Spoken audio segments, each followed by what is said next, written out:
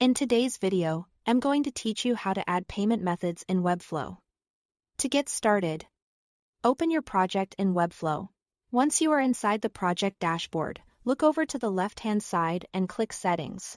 This will open your site's settings panel, where you can manage the core details of your store, including e-commerce and payment options. From there, navigate to the e-commerce section. If your store hasn't been fully set up yet, this is where you will need to complete some of the basic store information first. Make sure your business address, store name, and any required foundational settings are filled out properly. These details are important because Webflow needs them in place before payment methods can be connected successfully. If you ever need to update your business information later, you can do that under the General section. This is useful if your store name changes, your address needs to be corrected, or you simply want to review your business details before moving on. It's always a good idea to double-check this information so your setup stays accurate and professional. Once that's done, click on Payment. This is the section where you will connect the payment providers your customers will use during checkout.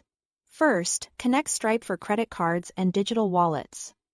Click Connect Stripe, then sign in to your Stripe account and authorize the connection with Webflow.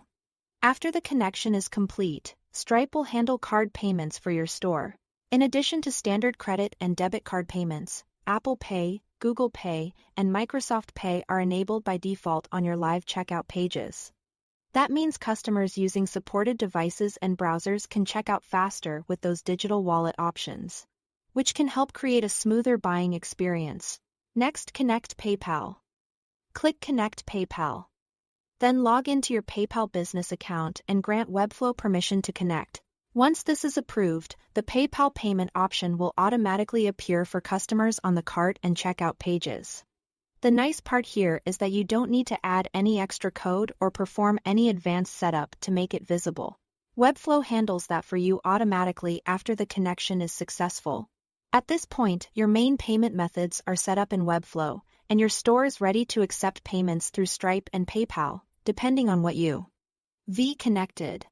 Before you finish, it's a smart idea to review your checkout on the live site so you can confirm everything appears the way you expect. That's all to it. Thanks for watching.